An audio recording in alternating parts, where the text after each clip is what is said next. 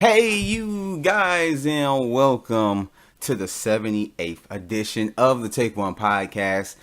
Sorry I put this out a little bit late. I have my son with me, and just, time gets away from you when you have your children and stuff like that. In my case, my son. So I wanted to make sure I put this out today before I got any more further in the week and more further away from Comic Con. But as we all know, Comic Con was last weekend. Started Thursday, going to Sunday, and we got some juicy stuff. We got a lot of stuff. One of the major things that came out of Comic Con are the trailers or whatnot. But there was one big major thing, and we all know, if you're a comic book fan and you know you're in the comic book community, you already know about James Gunn being fired and everything else, and I'm gonna touch on that within this podcast. And of course, I'm gonna talk about the weekend box office and everything of that. And I'm trying to make this compact. I'm not going to try and make this a little bit too long or anything like that. It's a lot of stuff that I want to cover as far as subject matters and stuff like that. So I'm going to do another podcast this week. And I don't know if I'm going to do a third one, but I know I'm going to do episode 79 this week as well. And I want to talk about a little bit more stuff. But on this episode, it's just strictly Comic-Con stuff. And then I'm going to get into the whole box office thing. So, before anything, let's start off with trailer reviews. So basically the first trailer I'm going to jump into is the first ever trailer to Aquaman. Now, this isn't a teaser trailer. This is a full-fledged first trailer. And I want to say that this trailer does look really good. It wasn't one of my one of my favorite trailers that came out of Comic-Con, but I did like what I see. The one thing that did really stand out to me about this movie was Black Manta and how he looks. If you don't know who Black Manta is or whatever, or you don't just know the design of the character, just look him up in the comic books. It's one of those things where, you have things in cartoons or comic books and stuff like that, or just in a picture that looks crazy good, and it looks good for the picture, or the cartoon or game or whatever. But when it's being introduced into live action, a lot of the stuff looks ridiculous. That's why you see a lot of the X-Men in the movies don't have their same, look, or just superheroes in general don't have their same look that they do have in the comic book, because we would look ridiculous, people would look ridiculous running around in spandex and stuff like that, so they have to alter it to make it look, make it look good. And so Black Manta was one of those things that I thought that will basically not be translated good onto live action on the big screen, but from the trailer, he looks awesome. He looks incredibly awesome. It looks exactly like the comic book version of Black Manta, and he looks freaking incredible. And just we only get like a little bit glimpse of him up in the trailer, but he looks awesome. The visuals in the trailer look really good. Jason Momoa was out of Justice League. I really did like his character and how he was written. I like how he came across and everything else. How he just enjoyed. He seemed like a character that, like, if he was a real character and you went out with this character and just went a night out just kicking it like the homies, he seemed like he would be a good ass time. He seemed like he would be one of them dudes that just like, come on, let's go to the strip club. Come on, let's go get some drinks and be. He seemed like a person that you would have a good time with, and I love those type of characters. This one, it carries it on from what we got in Justice League all the way to this film, and it looks incredible. One of the things that stood out to me was what's her name? Amber Heard's character. I forget her name. With the red hair. It seems, I don't know. It stood out to me. It just seemed like really, really fake. I don't know. I don't know if that is a wig that she's wearing, or if she actually dyed her hair for that, role, or how it is. But it really stood out as just something that I just can't, look at the trailer and just be like, that looks kind of off. It just, I don't know. Amber Heard is a very beautiful woman, but the straight red hair, it just looks off. Now, to me, certain redheads, I do find myself attracted to redheads, but I don't know. It just seems something off about that. But everything else is cool. I love the aquarium scene where the kids was picking on little Aquaman, little Arthur, and up in the aquarium, then you see the shark hit the glass and the glass crack, and everybody looking at him. His eyes turn like a yellowish color, yellow goldish color, or whatever, and all the marine life that's in that aquarium, that's in that tank, is all basically behind him, ready to protect him. I love that scene. And you get a little bit of his backstory from like his father and his mother and kind of basically how he was conceived. And I mean, I love it. And I love the ending scene where you show him and old girl, Amber Heard's character, I forget her name, jumping out the airplane, looking like going to, sand or whatever, and how he's screaming, basically the same way he screamed up in Justice League, that Yahoo! All this stuff. So I don't know, I like the trailer. I didn't love it. I liked it. It was good for a first trailer. It got across what you need to get across. And more than likely, people who wasn't on board before are probably now on board, or at least interested in seeing what this movie has to offer. And it surely got my eyes open. So yeah. And so moving on to the second trailer on the list, which is Godzilla King of the Monsters. I don't know why I believe there was an old Godzilla movie called Godzilla King of the Monsters, but I got kind of common with Godzilla King of Monsters. I don't know, like that was the original title before, but then they put the back up in there, so I guess they just wanted to keep it in line with it or whatever. So, but the trailer for Godzilla King of the Monsters came out. The first trailer, we got a teaser trailer last week, and it really wasn't too much. But now we got a full-fledged trailer where we got a good look of Godzilla. We got a good look of all the other monsters and everything that's involved. I think Martha, I'm not too enveloped in, Godzilla world. I haven't seen all the Godzilla old movies, from Japan. I mean, I've seen Godzilla 2014, the latest one. And, of course, the one with Matthew Broderick. Up in 99 or whatever, or 2000. I think it was 98, 99, one of those times. I seen that, but all the other ones, the old ones, the original Godzilla movies, I haven't seen. But at the same time, you get a glimpse of Mothra. You get good little glimpses of what the movie has to offer. I like what the tone is of the movie. The trailer, on the other hand, the music to me is so off. It seemed like the music has a sense of wonder. It will be like one of them like music that you would play during like a trailer to a Willy Wonka type movie or Disney type movie, just one of them that has maybe like Fantastic Beasts. It seemed like the type of music that you would play for that, because it's a magical, whimsical type, movie. Those are, that has wonder, fantasy. And this is like a fantasy, I guess you could say science fiction type film or whatever, but you have monsters destroying cities. You shouldn't play whimsical, magical, wonderful type music. It should be an action type feeling of doom or dread type music. You don't have to have the, Inception's bong and all that stuff, but play some music that tends to what it is. It's like the music just throws me off so much, because I had watched it before recording this.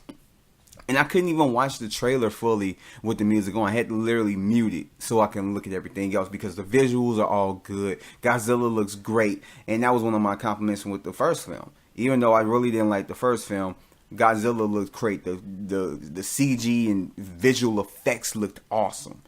But with this one, it still carries on.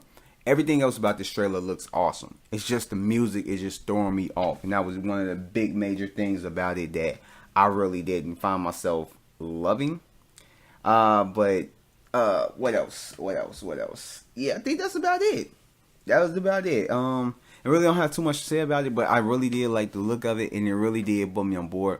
I cannot wait to see what this movie has. It looks like it's gonna go balls out, and then just to see the lead up to more than likely the end credit scene of King Kong coming into the thing and how he's gonna be introduced. So I want to see how all this is going to do. And it looks like the movie has a good lore behind it. I don't know if it's the same lore that the old films had, and then they're just, adapting it onto this one, or if they're, bringing it but changing it a little bit. But the lore seems like it's kind of interesting, so I want to see how they work that out and everything else. But the trailer looks awesome. The trailer looked awesome. Going to the next trailer. One of my favorite trailers of Comic-Con. One of the favorite. I'm still trying to balance it out. Right now it's number 2. But because like all these trailers I rewatched before recording this. And I enjoyed the hell out this trailer. It's Shazam, the first trailer. I had my skepticism about it. I try not to put too much judgment on it. By, you know what I'm saying, it's going to be like a comedy and this and that and all that stuff. And I'm like, oh, Lord. Because DC right now, they're just in a bad place. They don't know what the hell they want to do. DC World's bullshit is just to cover up what they don't know what to do. They trying to make sense of, okay, we're not trying to make it seem like we don't know what we're doing, so we're going to call it DC World's world. We're doing the same thing as comic books, you have a main storyline, but then we have these offshoots. We have these Elseworld type stories and stuff like that. That's how we can have 2 different types of Jokers, 2 different types of Batman, 2 different types of Harley Quinn, or whatever the hell else they're doing, and it just, they're still throwing stuff at the wall to see what sticks. And this, I don't know. But anyway, get into the Shazam trailer. This was awesome. Freaking awesome. Oh my gosh. Shazam looks incredible. Zachary Levi looks incredible as Shazam. The trailer, he killed it. I cannot wait till this movie comes out. This is going to be, right now I'm saying, it's going to be one of my most anticipated films of next year. This trailer was incredible. He looked, like I said, he looks incredible. The suit looks incredible on Zachary Levi, and no homo on that. But he looks incredible as Shazam. It has that humor in there. I want to say that this trailer gives the movie, it's like, it has that DC feel to it, that darkness, that grittiness that DC has, and and that look. But it feels like a Marvel movie mixed into there. It looks like, from the trailer, it looks like it's a perfect combination of a DC darkness mixed with a Marvel lightness. And it's producing this wonderful film. And it's just incredible, like, what they did with it. Just the little scenes with Shazam dancing. And it's like, when you think of a superhero, when you look at Shazam, you kind of forget, because like, I don't read comic books like that. But if you see a person like Shazam, you kind of look at it as like, Superman. You think of him as Superman, mature, this and that. But Shazam is a little kid literally in a grown man's body. When he says Shazam, he's still a little kid. He just looks like an adult. So he's still a little kid. So he's going to have that little kid humor. He's going to act like a little kid. He's going to have the personality of a child. And that's basically what they brought it out. And there's no better way to do this. There's no better way. This trailer was so funny. It was so hilarious. And just to show how he's trying to control his powers by flying up and then he falls down. And then, he's happy to be a superhero. I mean, because like in the trailer, you see that we're in the same universe as the Batman and Superman, as the BVS universe. I'm gonna put it like that. Yeah, the BVS universe. He's in the BVS universe. Matter of fact, I'm gonna use that. I'm gonna coin that. Even though it's not, I'm not gonna say it's official, but I'm gonna just do that. Because if you're gonna have these DC worlds, and I don't know if they have any type of specific world that the BVS universe takes place in, and this and that, or what world it is, and the Jared Leto's, everything else with the Joaquin Phoenix, and this and that. But I'm gonna just, that's gonna be my stuff. I'm gonna just call it the BVS universe. But basically, it shows that it is in the BVS universe, and it is freaking awesome. Like, I mean, it just shows that he is trying to be like Batman. He's trying to be like the Justice League, and more than likely, this takes place after the Justice League, and it is just simply freaking incredible, just simply incredible. And I really cannot wait. This is literally in my top 10, more than likely my top 5. I don't know. It's too early to really know about every single movie that's coming out next year, but this is gonna be in my top, I want to say 5 right now, definitely in the top 10. But it is crazy. It's so crazy. And really, that's really it that I gotta say about that. Let's jump into the 4th movie trailer that came out, which is my favorite one of Comic-Con. My favorite one. Like I said, it's going to be balanced between this one and Shazam, but Glass. So, if you have seen Split, you already know that this is basically a sequel of it.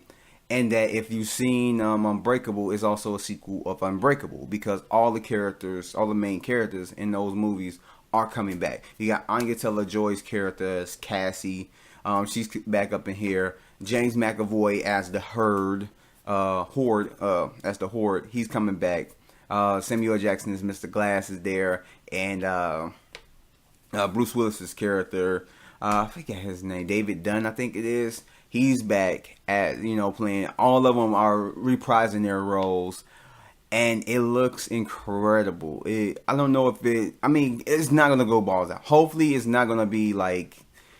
Hopefully, M. Night Shyamalan kept this as like a realism look on if we did have superheroes in this world, and that's basically what Unbreakable was. If you haven't seen Unbreakable, go check it out. It's a really good movie. If you haven't seen Split, it's also an awesome film. Go check it out. But yeah, it looks incredible. It looks good. Like James McAvoy looks like he's killing it again. Of course, Samuel L. Jackson. When Samuel L. Jackson is good, he's good. When Bruce Willis is good, he's good, and it looks like all of them is good. I'm really, this is one of my most anticipated films of next year. Definitely in my top 10. And it looks crazy just from the look of it, the different colors used to it, and blah, blah, blah. And it's just, I don't know. Like, from the trailer, I couldn't find a synopsis about what the movie is about, but more than likely, it's just about Mr. Glass is trying to do something, whether it's to get back at Bruce Willis's character, David, or whatever, and he's, acquiring the help of the Horde or the Beast to accomplish this goal. And it's simply what it is. More than likely, the story is more to it, but from what I saw, is that Bruce Willis's character, David, is basically after the end of Split, when he heard about it, he's tracking the Horde down. He's tracking the Beast down to take him down or whatever, and what he did. So that's basically how he gets cooked up into there, and more than likely everything, all the chips fall into place or whatever. But it looks crazy. Anya Taylor-Joy, like I said, she's up in there. She's back up in there. I don't know if she's gonna have a major role up in there, but she looks sexy as hell up in that trailer. I just want to say, but yeah, I mean, it looks crazy. It looks so good. I don't know if it's going to be good. M. Night Shyamalan has came back, and he is doing movies. The Visit was good. Split was good. And then now you got this. Now, if he does this, then he does it 3 in a row on both spectrums. Because if you look at it, this movie, Glass, is a part of a trilogy. You had Unbreakable, then you have Split, now you have Glass. So it's literally a trilogy. And I had read before I had recorded this, is that he basically what is it? What's the guy's name? Wendell. I think Wendell is James McAvoy's character. His whole arc and everything else was supposed to be put in Unbreakable originally, but he took it out he took his character out due to a balance of just everything that was going on in that movie. And I can see why, because it was good that he did that, because yeah, he has a major thing with his story. So yeah, he kind of needed his own little story or whatever to introduce him and everything else. So, but this is, he said, it's just really good trilogy, and I definitely can't wait to see how it is, if it's going to have a fourth movie or what it is. But when you kind of look at it, Unbreakable was Bruce Willis's movie, and then you have Split, which is James McAvoy's character movie, and now you have Glass. So that leads me to believe that Samuel L. Jackson's character, Glass, Mr. Glass, is going to be basically the main character. It's going to be his movie. It's going to be, they're, the other ones are going to have a good amount of screen time, but it's going to be primarily Mr. Glass, since the movie is called Glass. So, yeah, I could dig it. I can dig it. I love the trailer. I love it. Love it to death. I had to watch it a second time. I think I watched it like 3 times after the first time I watched it. And, yeah, I still love it. I still love it. Next, I'm going to talk briefly about these ones, because I'm trying to, like I said, I'm trying to make this condensed, which I know is probably going to last about 40-something minutes long. The Titans trailer that's going to be on the DC streaming service or whatever. So the Titans trailer is like the Teen Titans, but kind of like a more mature version of it. Definitely probably won't even let my son watch it. But, he can stick to Teen Titans and go. But, yeah, so up in this trailer, you got a fuck Batman from Robin. Yes, you heard me. He has a fuck Batman moment. Part of the trailer. He doesn't actually fuck Batman, but that's what he says. I don't know what type of like storyline that they're gonna go with this, but yeah, it's crazy. You have Starfire in there. You have Beast Boy, who looks actually pretty good. You have Raven in there, who is the main kind of part of the trailer. And just her dealing with her demons and what she's going, and then she finds Robin for help, and then everything else falls into place. There are other heroes in there. I just don't know who the other heroes are. But the trailer looks good. It's very violent, very, very violent. I think they're going the route of, the whole Marvel Netflix universe, MCU thing or whatever, going violent. Than what Arrow and Flash and all of them is doing, even with the movies and whatever. You see a lot of blood. It's a lot of freaking violence. I love the music in there. The music was kick ass. And Robin is a killer. That goes along with the violence. Like when you see Robin actually in fight mode, he's over here snapping necks, shooting people, stepping on people's necks, breaking them. And that's when that's after in the trailer, that's kind of before he says, fuck Batman. With blood on his face, nonetheless. And then, also, the CG is off. The CG, I just can't throw it out. And I guess you can say, like, when I watch the actual show, then it's gonna be like, oh, okay, whatever, But it's a TV show, so what can you expect? You're not about to expect top of the line, over the edge, movie quality, CG or whatever. And that's what you accept when you're watching Arrow or Flash on TV or Legends of Tomorrow or whatever, because TV has a different standard of visual effects and CG used in their products as opposed to a movie theater, as opposed to used in a movie. So, I mean, when you look at it there like that, it's cool. It's understandable. It's cool. I'm not counting against it. But in the trailer, it looks crazy.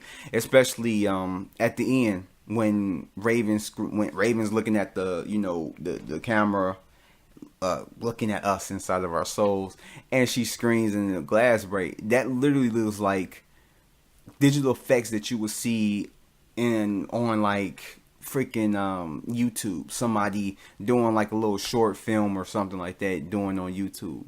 It looks off. It looks off.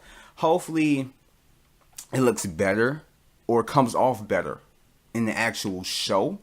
But yeah, the CG just kind of throws me off. Not all of it, just certain parts of it. But I mean, it is whatever. I enjoyed it. I liked it. I'm curious to see how it's going to be. So I'm looking forward to it. The next one is Dragon Ball Super Broly. So Dragon Ball Super, after the Tournament of Power, has a new movie called Dragon Ball Super Broly, and of course Goku is constantly trying to get more powerful. He's trying to get like just insanely powerful. So he comes across Broly, who seems to be strong as hell. I mean, I don't know how stronger can you get after fighting Jiren, but I mean, it's whatever. But yeah, he goes after Broly, and it looks like they tearing down shit. It looks like they tearing down shit. I don't know. It's him and Vegeta, of course, best friends in well, I ain't gonna say best friends in combat. I'll say brothers in arms. You don't have to love each other, but you're there to fight. You're there to do. You're there for one specific purpose, and that's the fight. You know, so I guess you could say the brothers in arms, Vegeta and Goku, or Goku and Vegeta, however you want to say it. And it looks crazy. It looks really good. It comes out later on this year in December. I'm definitely going to go check it out. It's more likely it's going to be in theaters. I'm definitely going to go check it out. Definitely am going to go check it out. It looks crazy. But yeah, I mean, it's I don't know. Like, I definitely want to see it. Especially lately, I've been really getting into Dragon Ball Super, or just Dragon Ball. Well, back into it. I've been getting back into Dragon Ball recently or whatever, looking at all the different like opponents that Goku has fought and certain storylines and stuff like that. So I don't know. Probably by that time, I probably might be caught up with all the episodes leading to it. So I mean, it is what it is. And so the last movie trailer that I'm going to talk about today is Fantastic Beasts: Crimes of Grindelwald. And this looked good. It's not really too much I gotta say about this. I'm not a big fan of Harry Potter and the whole wizarding world and everything goes. I ain't gonna down it. I'm not gonna say that like, oh, it looks boring, whatever. Because I've seen Fantastic Beasts and I like it. I've seen majority of the Harry Potter films and they were okay. You know, they were cool, whatever. I can see why people like these. It's just they never sparked my interest. It's not a movie franchise or just that I can get into. But this trailer looks really cool. You get a little bit more of Newt Scamander's, you know, backstory, and him and oh my gosh, I don't know these characters. Him and Jude Law's character, whatever he played. Up in the trailer, you can see that Johnny Depp seems to have a bigger role than he did in the first film. At the first film, he was just at the end of the movie. I mean, his character was all throughout the movie, but him as in the movie was only at the end of the movie.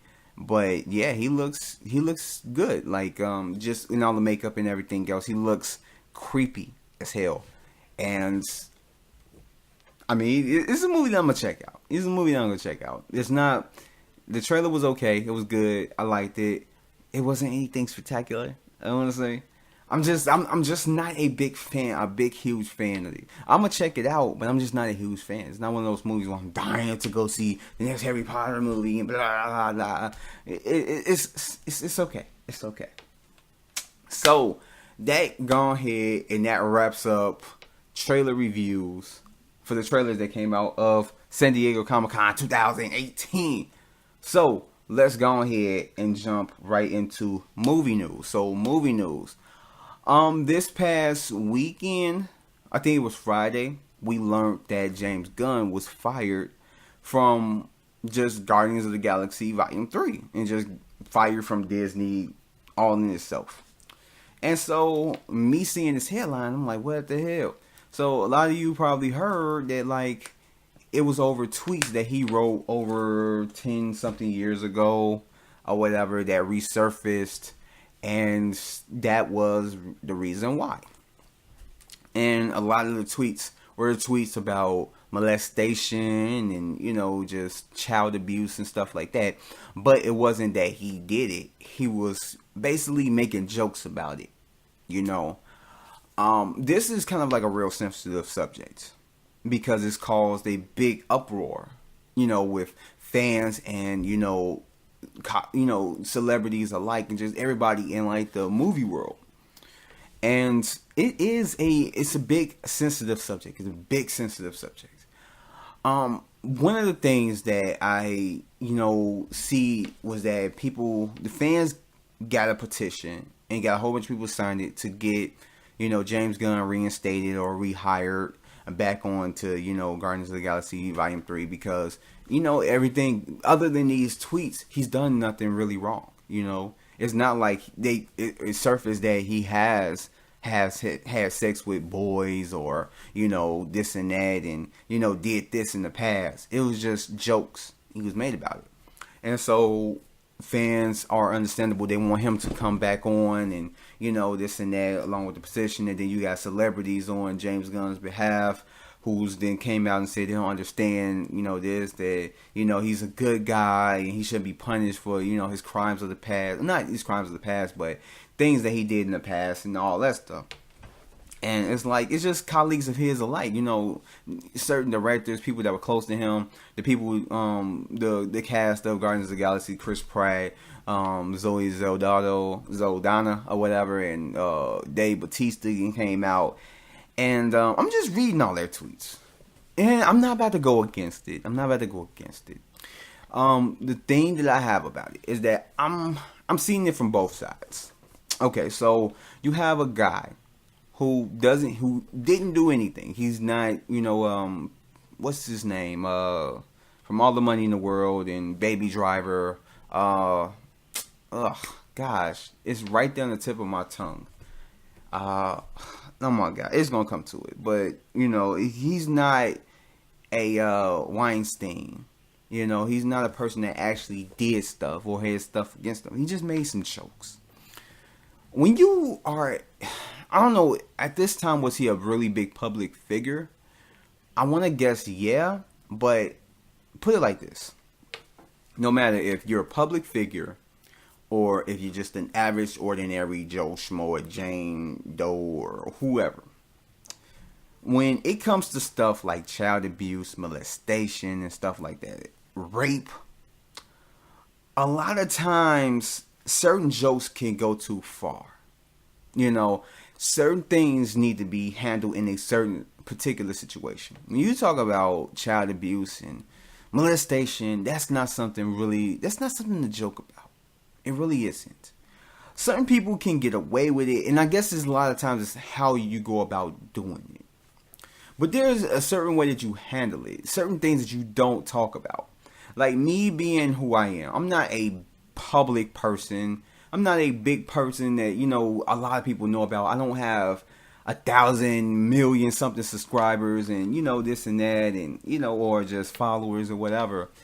But still, I'm going to watch what I say. I want to watch what I do because all that can come back to you. If I do find myself in that position, even if I don't find myself in that position, it's just the shame of, having that above your head, having that cloud.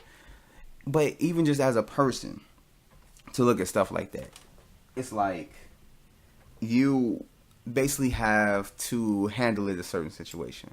I get he did it to be provocative. He did it to, stand out. Just whatever for the reason. But at the same time, you just don't make jokes like that about something that is just so just wrong, and just kind of like evil, you just don't make jokes like that, and with him being an older guy, even like when he made it, more than likely he wasn't 16, 15 something years old or just in his teens doing something stupid. He was a grown man making jokes like this, if you can even call them jokes. It's just, that's unsensitive. It is really insensitive. And so I look at it as like, yeah, he probably was a good guy. I don't know him personally. He looks like he's a great guy or whatever. And I believe everything that the cast of Guardians of the Galaxy has said, and everybody that came out in his defense then said about him, that he's a good guy and this and that, and he's changed and blah, blah, blah. And more than likely, he to date, he would be disgusted at himself. I mean, more than likely he is disgusted. He probably didn't forget about them tweets and stuff like that. And if he can go back in time, he probably would smack his old self. I'm like, don't do this. erase that. And all this stuff. Not even from this. Like, if these haven't even came out and he was brought back in time to look at his own former self and read his tweets, he probably be like, what was I thinking? You know, you have moments like that where you think at the time it was cool, whatever, and it's funny, but then you look back at it like 10, 20 some years later and you're like, what the hell was I thinking? You know, you get your mind frame changes. And I get everybody that's on his side, you know, they're going to defend somebody that they know, somebody that they care about, and stuff like that, they're friends with and everything else. But you got to look at it from a standpoint. If you have a company like Disney who's basically a family-friendly company, I'm going to just say it like that, family-friendly company, old Disney, who doesn't have the greatest track record of like doing the right thing or family-friendly things, but overall, they have an image to uphold. Now, they probably didn't want to get rid of him because of these tweets.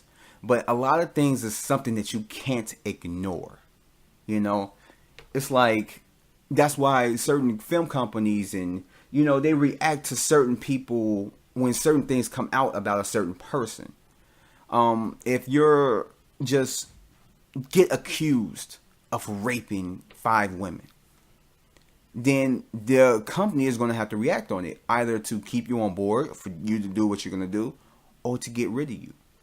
And a lot of times, if they back you, either way, you know, you're going to suffer the consequences, whatever the consequences may be. And whatever the backlash is, you're going to have to deal with it. Not only that person, but the company. Because if you keep that person on board, you're going to get a lot of people probably like, oh, I'm not going to go see this. Oh, I'm not going to do this. I'm not going to do that. And you're going to lose money. And as a company, your goal is to make money. And then if you get rid of him, that's like, man, we're cutting ties. We're making a stand. We don't tolerate this. So we're going to get rid of him so that, you know, we'll look good. And either way you look at it, if you're a company, that's what your goal is, to make money, to have a good image, to where people want to work with you. You don't want to put out a bad image to where people are going to stray away and go to somebody else, or stop watching your movie, or turn off your, you know, your network or whatever. And, you know, they want you to give them your money, you know. And that's basically what it is. It's a business decision. And I get that. I totally get that. I don't have a business of my own, but I totally get that. You know, I get that, like, you know, a lot of people want to back him, like, want to bring him back on, and they just kind of mad that he got fired over this stuff. But you got to think of it in a business sense.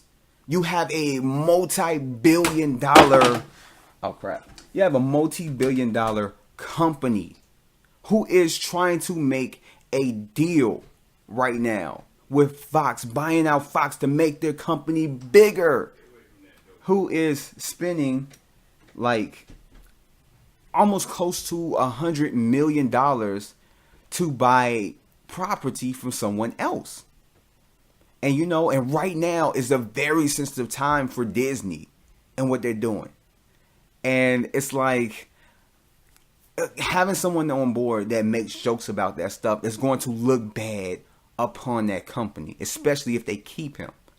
Now, bringing him back later in the future, maybe 5+ years from now, okay, cool. But as of right now, that was, in my opinion, the best decision that Disney could have made. Because you got to think, not everybody is on his side. Not everybody is like me that sees it from 2 different standpoints.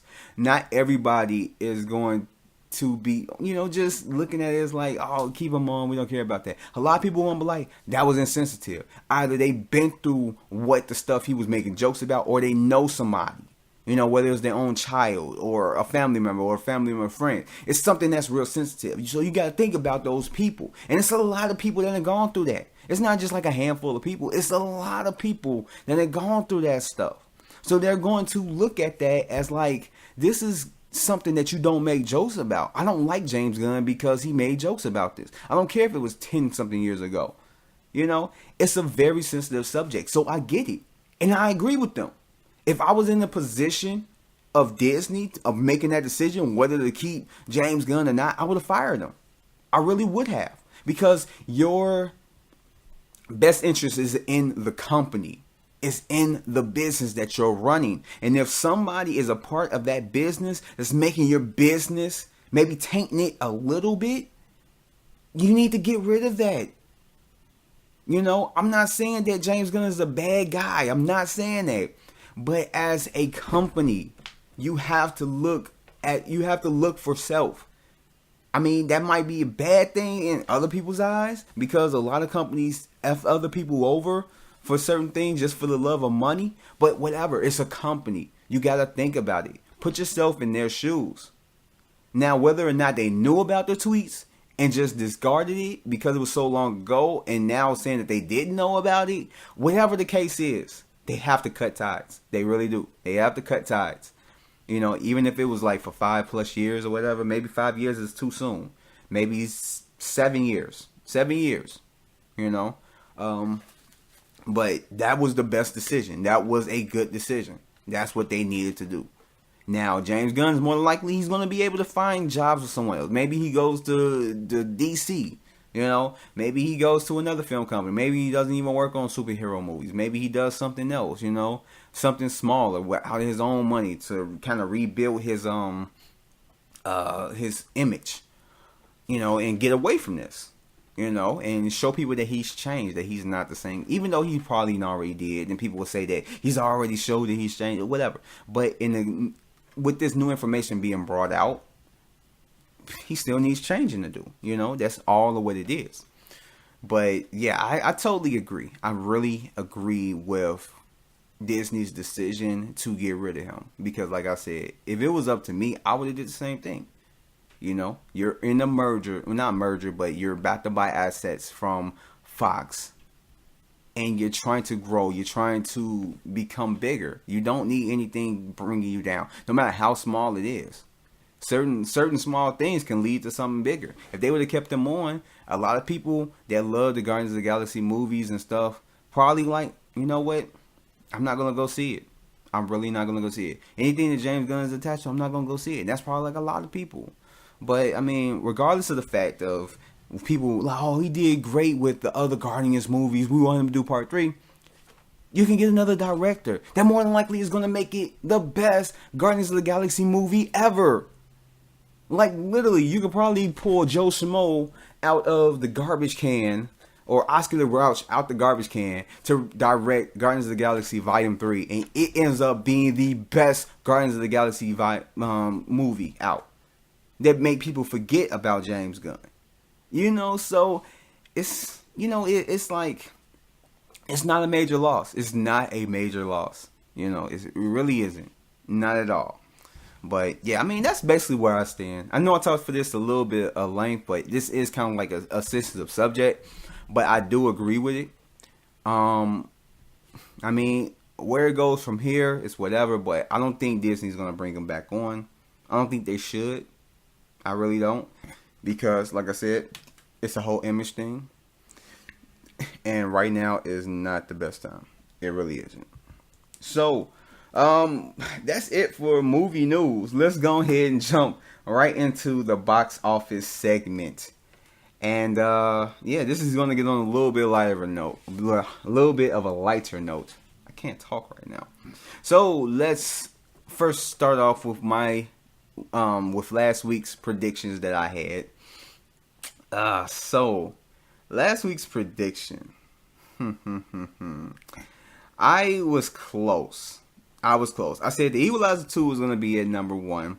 Hotel Transylvania 3 was going to be at number 2. Mamma Mia was going to be at number 3.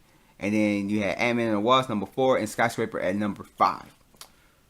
That wasn't the case.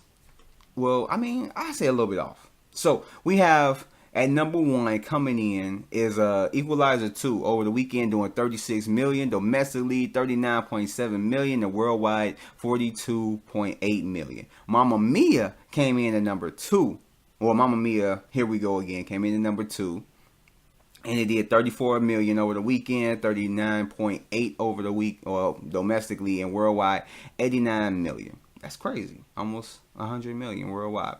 And then you have a Hotel Transylvania 3, Summer Vacation, over the weekend did 23.7 million, domestically 95 million, and worldwide is 211 million. And then number 4 is Ant-Man and the Wasp. Over the weekend did 16.5 million. Domestically 167.2 million, and worldwide 356.8 million. And then rounding off the top 5 is Incredibles 2, 11.8 million over the weekend. Domestically 55. Wow, 559 million domestically. Worldwide 943 million. Yeah, that's how we do it. So those are the top 5. And then just adding to it, at number 9 on its debut weekend was Unfriended Dark Web, which over the weekend it did 3.6 million domestically, brings it up to 4 million. And then Blind Spotting, which also came out last week, which is a, kind of an indie type flick or whatever. Over the weekend did 336 million, and domestically 373 million. So what stands out to me? What stands out to me is that Mamma Mia came in higher than what I thought it was going to be. Just a little bit. A little bit higher than what I thought it was going to be. But hey, I'm still not going to go see it. I can care less for it. Skyscraper is knocked out of the top 5. Which is not surprising because it was okay movie. And then it really didn't open to what, it was kind of disappointing to its opening and everything else.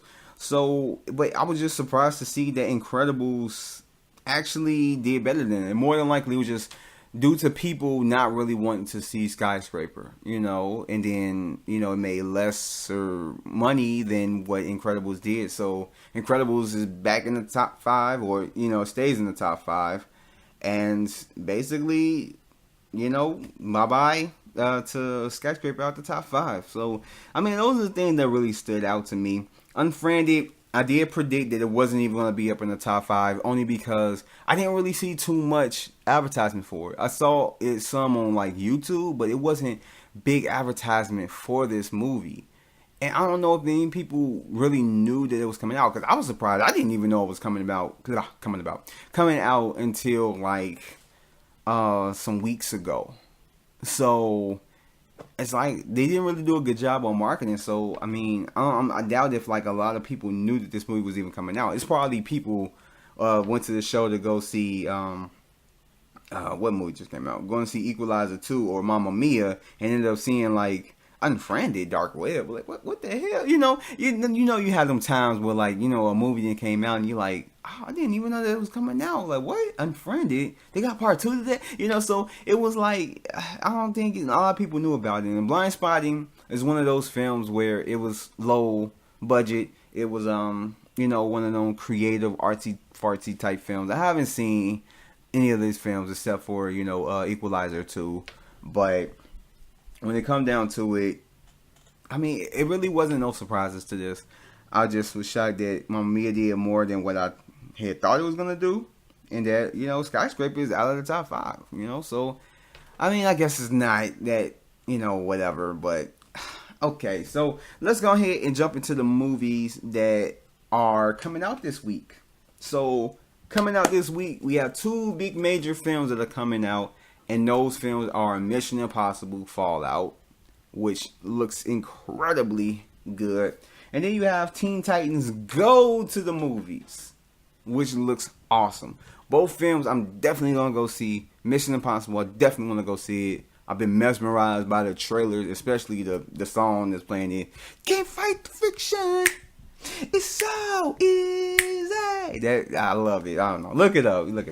And then Teen Titans Go to the Movies is a movie that I'm definitely going to go take my son to go see.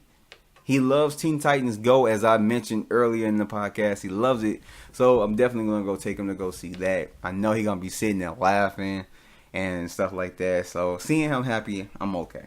But those are the 2 major films that are coming out this weekend. And so in saying that comes to my predictions. So, my predictions for this coming weekend. I may be off, but I think I'm golden for this. I think I'm golden. So, number 1, of course, is going to be Mission Impossible Fallout.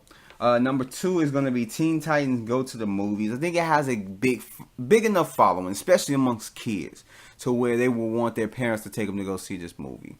Since Incredibles is in the rear view, this is the more recent movie that, well, actually not Hotel Transylvania is still there, but I don't know, like, I think it has a good chance of being number 2.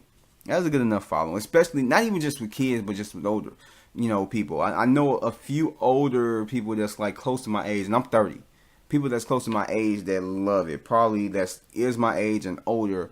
You have that fan base to where it's like my nephew. He's like, I want to say he's about, like, 27. Maybe he's close to my age, maybe like a few years off or whatever, but he's close there. And I know he loves Teen Titans Go, so I know that even if he doesn't have his son, I know he will want to take his son, because I'm the same way, But if, say, his son was out of town for like 2-something weeks or something like that, he probably would go, by himself or something like that. So I know a lot of, like, grown folks that, love this property. So, yeah, it has a good chance of being number 2. Equalizer 2, I think is going to get bumped down to number 3. Mamma Mia, number 4. And Hotel Transylvania 3 going to be at number 5. So those are my picks. You're going to have number 1, Mission Impossible Fallout. Number 2, Teen Titans Go to the Movies. Number 3, The Equalizer 2. Number 4, Mamma Mia, Here We Go Again. And number 5, Hotel Transylvania 3, Summer Vacation. And that wraps up my predictions, and that also wraps up this box office segment, which also wraps up this podcast that went for crazy long. So, I mean, that's what Comic-Con to do to you. It has a lot of stuff that's going to come out, and just a lot of stuff to talk about. I should have did a podcast this past weekend. That way I would have had less to talk about today, but, I mean, it's whatever. It was some more stuff that came out recently, but I'm going to say that for another podcast or whatever, tackle all that stuff. So that wraps up this episode 78, and I will catch you guys on the next one. Thanks for listening. Peace out. Hey, before you guys leave, make sure you hit that like button as well as that subscribe button. And you see that little bell? Make sure you hit that to turn on your notifications. That way you'll be notified for anything that appears on my channel. Hope to see you guys next time. Peace out.